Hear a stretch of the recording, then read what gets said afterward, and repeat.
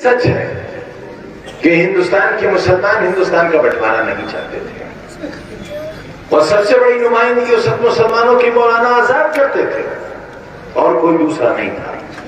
बंटवारे की हिमायत करने वाले और पाकिस्तान बनाने का नारा देने वालों में मिस्टर जिन्ना थे, लेकिन मौलाना आजाद मुत्तहिद हिंदुस्तान रहे उसके सबसे बड़े सिपाही ही नहीं बल्कि सिपह सालार थे।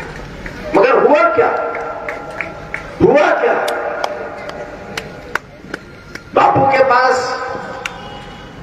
जब सरानी गांधी खान अब्दुल गफ्फार खां आए, रोने लगे। तकरीबन 8 फीट का शख्स रोने लगे गांधी जी के पास आकर के, बापू ये क्या किया आपने? अंग्रेजी में इतिहासकार लिखता है कि बापू यू डू, एक अंग्रेजी का बड़ा मजबूत और भारी जुमला है कि बापू तुम भी तैयार हो गए। यानी अगर किसी पर यकीन था कि कोई शख्स पूरी तहरीक में अगर बंटवारे के लिए तैयार नहीं होगा तो उसका नाम करमचंद गांधी है, बापू है। लेकिन जब बापू ही तैयार हो गए तो सब लोगों की हिम्मत टूट गई। लेकिन जानते हो बापू को तैयार कराने वाले कौन लोग थे? जो हिंदुस्तान की सबसे बड़ी गलती पर बैठे। उन्होंने बापू से आकर ये कहा कि बापू लोग हिंदू ये कहते हैं, लोग नहीं हिंदू ये कहते हैं कि तुम मुसलमानों से डर गए। लिहाजा तारीख लिखने वाला ये भी लिखता है कि ये वो लम्हा था जब वाकई बापू डर गए और बापू ने डर कर ये फैसला लिया कि हिंदुस्तान को बांट दिया जाए। खून में नहा गया हिंदुस्तान। हमने नहीं चाहा था हिंदुस्तान बटे, हम जिम्मेदार नहीं थे हिंदुस्तान के बंटवारे के, हम तो चाहते थे मुत्तहिद हिंदुस्तान को। और आज भी अगर हिंदुस्तान बटाना होता, पाकिस्तान, बांग्लादेश, अफगानिस्तान का कुछ हिस्सा और कुछ और हिस्सा जो औरंगजेब ने जीता था,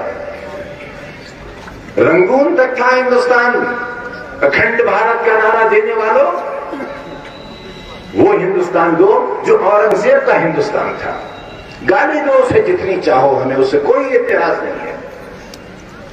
पूरी मुगल सल्तनत को गाली दो, क्योंकि मुगल सल्तनत न तो खलीफा की सल्तनत थी न इस्लामिक हुकूमत थी, कोई हमदर्दी नहीं है हमें उससे।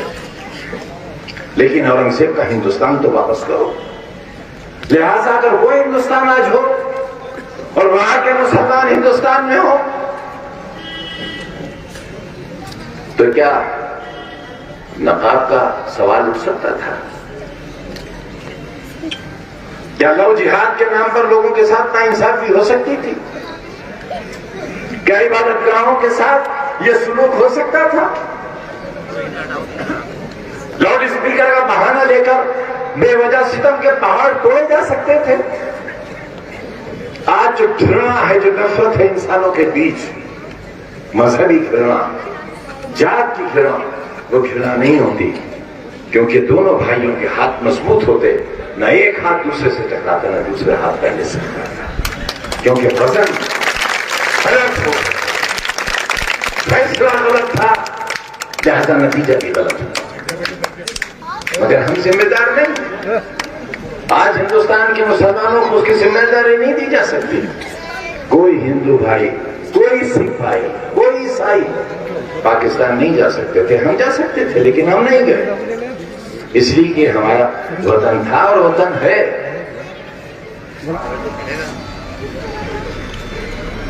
गुनाह तलाश करो मेरा,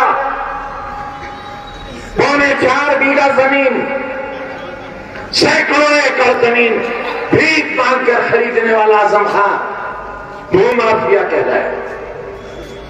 हिंदुस्तान की गृह मंत्री ने पहले नंबर का माफिया कहा मुझे, दूसरे नंबर का अतीक मुख्तार अंसारी और तीसरे नंबर का अतीक अहमद। इन 3 माफियाओं के अलावा पूरे हिंदुस्तान में किसी धर्म, किसी जात का कोई माफिया नहीं है। अगर है तो बस ये 3 लोग हैं। अफसोस करो और शर्म करो। यह है कानून हिंद, यह है इंसाफ। मैं माफिया हूं, इन मुकदमों से पहले ये 2 महीने में हम पर सैकड़ों मुकदमे कायम हुए। इससे पहले मेरे खिलाफ 323 का मुकदमा नहीं है। मेरी गाड़ी से किसी के खरोच तक नहीं आई आज तक।